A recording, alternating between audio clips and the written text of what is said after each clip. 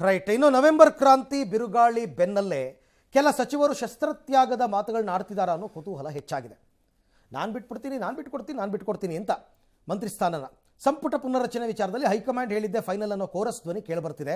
ಇದಕ್ಕೆಲ್ಲ ಕಾರಣ ಹೈಕಮಾಂಡ್ ಪ್ರಯೋಗ ಮಾಡ್ತಿರುವ ಮಾನದಂಡ ಲೆಕ್ಕಾಚಾರ ಅಂತ ಹೇಳಲಾಗ್ತಾ ಇದೆ. ಡಿಸೆಂಬರ್ ಮೊದಲ ವಾರದಲ್ಲಿ ವಿಶೇಷ ಕ್ಯಾಬಿನೆಟ್ ಇರಲಿದ್ದು ರಿಪೋರ್ಟ್ ಕಾರ್ಡ್ ಆಧರಿಸಿ ಹೈಕಮಾಂಡ್ ಕೆಲ ಸಚಿವರಿಗೆ ಶಾಕ್ ಕೊಡೋ ಸಾಧ್ಯತೆ ಇದೆ. ಈ ಸುಳಿವನ್ನು ಆಧರಿಸಿ ಕೆಲ ಸಚಿವರು ತಣ್ಣಗಾಗಿದ್ದಾರೆ ಅಂತ ಹೇಳಲಾಗ್ತಾ ಇದೆ. ಇನ್ನು ಕ್ರಾಂತಿ ಏನಿರಲ್ಲ ಅನ್ನೋ ಗುಸುಗುಸು ಮಧ್ಯೆ ರಾತ್ರಿ ಡಿಸಿಎಂ ಡಿಕೆ ಶಿವಕುಮಾರ್ ಎಐಸಿಸಿ ಅಧ್ಯಕ್ಷ ಖರ್ಗೆ ಅವರನ್ನ ಭೇಟಿಯಾಗಿ ಮಾತುಕತೆ ನಡೆಸಿದ್ದಾರೆ. ಹೈಕಮಾಂಡ್ ರಾಜ್ಯದ ಬೆಳವಣಿಗೆಗಳನ್ನ ಸೂಕ್ಷ್ಮವಾಗಿ ಗಮನಿಸ್ತಾ ಇದೆ, ಸೂಕ್ತ ಸಮಯದಲ್ಲಿ ಸೂಕ್ತ ನಿರ್ಧಾರ ಕೈಗೊಳ್ಳುತ್ತೆ ಅಂತ ಖರ್ಗೆ ಅವರು ಅಭಯ ನೀಡಿದ್ದಾರೆ. ಇನ್ನು ಖರ್ಗೆ ಡಿಕೆಶಿ ಭೇಟಿ ವಿಚಾರಕ್ಕೆ ಪ್ರಿಯಾಂಕ್ ಖರ್ಗೆ ಪ್ರತಿಕ್ರಿಯಿಸಿ, ಅಲ್ಲ ರೀ, ಪಿಸಿಸಿ ಅಧ್ಯಕ್ಷರು ಎಐಸಿಸಿ ಅಧ್ಯಕ್ಷರನ್ನ ಭೇಟಿಯಾಗದೆ ಏನು ಮೋಹನ್ ಭಾಗವತ್ ಅವ್ರನ್ನ ಭೇಟಿಯಾಗಕ್ಕಾಗ್ತಾ ಅಂತ ವ್ಯಂಗ್ಯವಾಡಿದ್ದಾರೆ.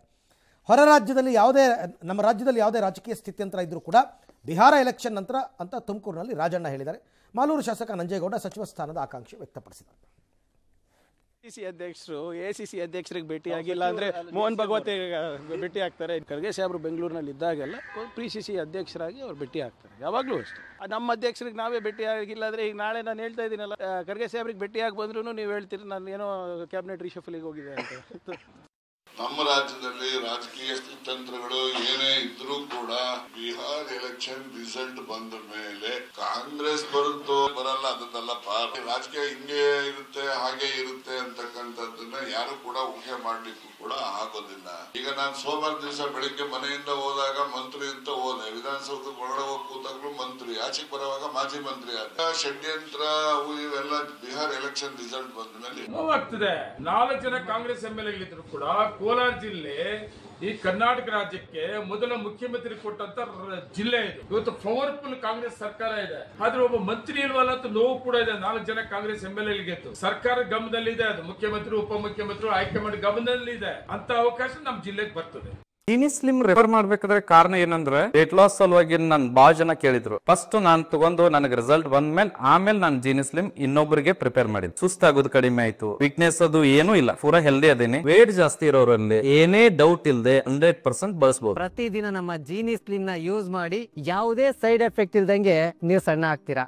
ಅಯ್ಯೋ, ಯಾರನ್ನಾದ್ರೂ ಚೇಂಜ್ ಮಾಡ್ರಪ್ಪ, ಕೆಲಸ ಮಾಡೋರ್ನ ಹಾಕಿ ಕುತ್ಕೊಂಡ್ಬಿಟ್ಟು ಅವರು ಅವ್ರು ಏನಾದ್ರು ಮಾಡ್ಕೋತಾರೆ. ಬಟ್ ಪ್ರಿಯಾಂಕ್ ಖರ್ಗೆಗೆ ಕನಸು ಮನಸ್ಸಿನಲ್ಲೂ ಮೋಹನ್ ಭಾಗವತ್ RSS ಕುಂತ್ರು ನಿಂತ್ರು ಮಲ್ಕೊಂಡ್ರು ಕೆಲಸ ಮಾಡ್ಬೇಕಾದ್ರು ಬರೀ RSS ಧ್ಯಾನ ಆಗ್ಬಿಟ್ಟಿದೆ ಅವ್ರಿಗೆ. ಏನ್ ಮಾಡಕ್ಕಾಗತ್ತೆ, ಒಂದೊಂದ್ಸಲ ಇರ್ಲಿ ಬೇಡ. ಯಾಕೆ ಗುತ್ತಿಗೆದಾರರ ಕಮಿಷನ್ ಆರೋಪದ ಭೂತ ಮತ್ತೆ ಮೈ ಕಡುವಿಕೊಂಡಿದೆ. ಕಳೆದ ಬಿಜೆಪಿ ಸರ್ಕಾರದ ಅವಧಿಯಲ್ಲಿ ಸದ್ದು ಮಾಡಿದ ಕಮಿಷನ್ ಡೈನಾಮೈಟ್ ಇದೀಗ ಕಾಂಗ್ರೆಸ್ ಸರ್ಕಾರದ ಬುಡಕ್ಕೆ ಬಂದು ಬಿದ್ದಿದೆ. ಬಾಕಿ ಇರುವ ಹಣ ರಿಲೀಸ್ ಆಗಿದ್ದರೆ ಡಿಸೆಂಬರ್ನಲ್ಲಿ ಕಮಿಷನ್ ರಹಸ್ಯ ಸ್ಫೋಟಿಸುವುದಾಗಿ ಗುತ್ತಿಗೆದಾರರು ವಾರ್ ಮಾಡಿದ್ದಾರೆ. ಈ ನಡುವೆ ಗುತ್ತಿಗೆದಾರರ ಸಂಘ ಡಿಸಿಎಂ ಡಿಕೆ ಶಿವಕುಮಾರ್ ಭೇಟಿಯಾಗಿದ್ದರೆ ಬಳಿಕ ಮಾತನಾಡಿದ ಡಿಕೆಶಿ, ನಾನು ಆದಷ್ಟು ಕ್ಲಿಯರ್ ಎಲ್ಲ ಮಾಡಿದ್ದೇನೆ. ಈಗ ಒಂದೊಂದು ಡಿಪಾರ್ಟ್ಮೆಂಟ್ನಲ್ಲಿ 50 ಕೋಟಿ 60 ಕೋಟಿ ಇದೆ, 17,000 ಕೋಟಿ ಬಾಕಿ ಇದೆ, ಯಾರಿಗೆ ಕೊಡಲಿ ಅಂತಾರೆ. ಇನ್ನು ಗುತ್ತಿಗೆದಾರರ ಸಂಘದ ಅಧ್ಯಕ್ಷ ಮಂಜುನಾಥ್ ರುದ್ರ ಮಾತನಾಡಿ, ಡಿಸೆಂಬರ್ ಒಳಗೆ ಬಿಲ್ ಪಾವತಿ ಮಾಡ್ತೀವಿ ಡಿಸಿಎಂ ಹೇಳಿದ್ದಾರೆ. ಸೋಮವಾರ ಬಿಬಿಎಂಪಿಯಲ್ಲಿ ಪೆಂಡಿಂಗ್ ಇದ್ದ 10% ಬಾಕಿ ಬಿಲ್ ಕೊಡೋದಾಗಿ ಹೇಳಿದ್ದಾರೆ ಅಂತ ಅಂದರು. ಆದಷ್ಟು ಕ್ಲಿಯರ್ ಮಾಡಿದೆ. ಈಗ ಒಂದೊಂದು ಡಿಪಾರ್ಟ್ಮೆಂಟ್ ಇದರಲ್ಲಿ 50 ಕೋಟಿ 60 ಕೋಟಿ ಇದೆ. ನಾನು ನೀವೇ ಹಂಚಿ ಅಂತ ಹೇಳಿದ್ದೀನಿ. 17,000 ಕೋಟಿ ರೂಪಾಯಿ ಇದು ಬಿಲ್ ಇದೆ. 200 ಕೋಟಿ ಯಾರು ಕೊಡ್ಲಿ, ನಾನು ಯಾರಿಗೆ ಆಫೀಸರ್ಸ್ ಕೊಡಕ್ಕೆ ಹೇಳಿ, ಯಾವ ಲೆಕ್ಕದಲ್ಲಿ ಕೊಡಕ್ಕೆ ಹೇಳಿ, ನಾನು ಎಲ್ಲ 25 ಲಕ್ಷ 50 ಲಕ್ಷ 1 ಕೋಟಿ ಇವೆಲ್ಲ ಕೊಡಬೇಕು ಅಂತ. ಒಬ್ಬೊಬ್ಬ ಕಂಟ್ರಾಕ್ಟ್ಗೆ ದೊಡ್ಡ ಕಂಟ್ರಾಕ್ಟ್ಗೆ 2,000 ಕೋಟಿ ರೂಪಾಯಿ ಕೊಡೋದು ಬಿಲ್ ಕೊಡಿದೆ. ಏನು ನಿನ್ನೆ ಡಿಸಿಷನ್ ತೊಗೊಂಡಿದ್ದೀವಲ್ಲ, ಡಿಸೆಂಬರ್ ತಿಂಗಳಲ್ಲಿ ನಾವು ಹೋರಾಟ ಮಾಡ್ತೀವಿ ಅನ್ನೋದು. ಸೊ ಅದನ್ನು ನಾವು ಅವರಿಗೆ ಮಂದಟ್ ಮಾಡಿಕೊಟ್ವಿ. ಅವರು ಸಹ ಡಿಸೆಂಬರ್ ತಿಂಗಳೊಳಗೆ ನಮ್ಮದು ಪೇಮೆಂಟ್ಗಳನ್ನ ಸಾಲ್ವ್ ಮಾಡ್ತೀವಿ. CM ಹತ್ರ ಮೀಟಿಂಗ್ ಮಾಡೋದಕ್ಕೆ ನಾಳೆ ನಾಡ್ದೊಳಗೆ ಟೈಮ್ ಕೊಡಿಸ್ತೀನಿ ಹೇಳ್ತೀನಿ ಅಂತ ಹೇಳಿದ್ದಾರೆ. ಇನ್ನು ಬ್ರ್ಯಾಂಡ್ ಬೆಂಗಳೂರು ಕನಸು ಹೊತ್ತಿರುವ ಡಿಸಿಎಂ ಡಿಕೆ ಶಿವಕುಮಾರ್ ಅವರು ಬೆಂಗಳೂರು ನಗರ ಜನರ ಸಮಸ್ಯೆಯನ್ನು ಆಲಿಸೋದಕ್ಕೆ ಬೆಂಗಳೂರು ನಡಿಗೆಯನ್ನು ಮುಂದುವರೆಸಿದ್ದಾರೆ. ಲಾಲ್ಬಾಗ್ JP ಪಾರ್ಕ್ ಬಳಿಕ ಇಂದು ಬೆಳಗ್ಗೆನೆ ಬೆಂಗಳೂರು ಪೂರ್ವ ವಿಭಾಗದ KR ಪುರಂನ ವಿಧಾನಸಭಾ ಕ್ಷೇತ್ರ ವೆಂಗಯ್ಯ ಉದ್ಯಾನವನದಲ್ಲಿ ನಡಿಗೆ ಹಮ್ಮಿಕೊಂಡಿದ್ದರು. ಡಿಸಿಎಂ ಡಿಕೆಶಿ ಸ್ಥಳೀಯರಿಂದ ಸಮಸ್ಯೆಗಳನ್ನು ಆಲಿಸಿದರು. ಅದರಲ್ಲಿ ಪುಷ್ಪಲತಾ ಅನ್ನೋ ಮಹಿಳೆ ಗೃಹಲಕ್ಷ್ಮಿ ಯೋಜನೆಯ ಹಣ 6 ತಿಂಗಳಿಂದ ಬಂದಿಲ್ಲ ಅಂತ ದೂರು ಕೊಟ್ಟರು. ಕೂಡಲೇ ಮಹಿಳಾ ಮತ್ತು ಮಕ್ಕಳ ಕಲ್ಯಾಣ ಇಲಾಖೆ ಅಧಿಕಾರಿಗಳಿಗೆ ಕರೆ ಮಾಡಿ ವಿಚಾರಿಸಿದರು. ಮಹಿಳೆಗೆ ಜುಲೈವರೆಗೆ ಗೃಹಲಕ್ಷ್ಮಿ ಹಣ ಬಂದಿರೋದನ್ನು ಅವ್ರ ಮೊಬೈಲ್ನಲ್ಲಿದ್ದ ಮೆಸೇಜ್ ತೋರಿಸಿ, ನೋಡಿ ಈ ಥರ ಸುಳ್ಳೆಲ್ಲ ಹೇಳಬಾರ್ದಮ್ಮ ನೀವು ಅಂತ ಹೇಳಿದ್ರು. ಮತ್ತೊಬ್ಬ ವ್ಯಕ್ತಿ ತಮಗೆ ಮನೆಯಲ್ಲಿರೋದಕ್ಕೆ ನೆರೆಯ ಹೊರೆಯವರು ಬಿಡ್ತಿಲ್ಲ, 10 ಲಕ್ಷಕ್ಕೆ ಬೇಡಿಕೆ ಇಟ್ಟಿದ್ದಾರೆ, ರೌಡಿಸಮ್ ಮಾಡ್ತಾ ಇದ್ದಾರೆ ಅಂದ ತಕ್ಷಣ ಪೊಲೀಸರಿಗೆ ಕರೆದು ರೌಡಿಸಮ್ ಯಾರು ಮಾಡ್ತಾ ಇದ್ದಾರೆ ಒಳಗಾಕಿ ಅಂತೆಲ್ಲ ಡಿಕೆ ಶಿವಕುಮಾರ್ ಆರ್ಡರ್ ಕೊಟ್ಟರು. 6 ತಿಂಗಳಿಂದ ಗೃಹಲಕ್ಷ್ಮಿ ಬಂದಿಲ್ಲ, ಓಡಾಡಕ್ಕಾಗಲ್ಲ. ಇಲ್ಲ ನಾ ಬಂದಿಲ್ಲ ನೋಡಿ, ಮೊಬೈಲ್ ಇಲ್ಲೇ ಇದೆ. ಕೊಡಿ ನಿನ್ ಮೊಬೈಲ್. ಆ ವುಮನ್ ಚೈಲ್ಡ್ ವೆಲ್ಫೇರ್ ಅವ್ರು ತಗೊಳ್ರಿ ನಿಮಿಷ. ನಾನು ಶಿವಕುಮಾರ್ ಮಾತಾಡ್ತೀನಮ್ಮ. ಇಲ್ಲಿ 5 ತಿಂಗಳಿಂದ ಗೃಹಲಕ್ಷ್ಮಿ ಬಂದಿಲ್ಲ ಅಂತಿದೆ. ಏನಮ್ಮ ಅದು? ಜುಲೈದು ಕ್ರೆಡಿಟ್ ಆಗಿದೆ ಸರ್ ಈ ಮಂತ್.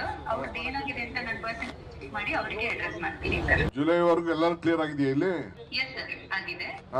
ಇಲ್ಲಿ ಯಾರ ಹೆಣ್ಮಗಳು 6 ತಿಂಗಳಿಂದ ಬಂದಿಲ್ಲ ಅಂತ ಹೇಳ್ತಾ ಇದ್ರು, ಅದಕ್ಕೆ ನಾನು ಚೆಕ್ ಮಾಡ್ತಾ ಇದ್ದೀನಿ. ನೋಡ, ಹೆಣ್ಮಗಳು ಸುಳ್ಳು ಹೇಳ್ತಾ ಇದ್ದಾಳೆ. Your account number is credited on with 2000 rupees on 3/10/2005. Balance 2188 ರೂಪಾಯಿ ಇದೆ ನಿನ್ನ ಅಕೌಂಟ್ ಅಲ್ಲಿ. 6 ತಿಂಗಳಿಂದ ಬಂದಿಲ್ಲ ಅಂತ ಇದೆ. ಅದೇ ನಾನು ಹೇಳ್ತಾ ಇರೋದು. ನೋಡಿ, ಈ ತರ ಹೇಳ್ಬಿಡ್ತಾರೆ number. Very good. Actually clear ಆಗ್ಬಿಡು, ಸುಮ್ಮನೆ ಯಾಮಾರಿಸೋದೆಲ್ಲ ಬೇಡ.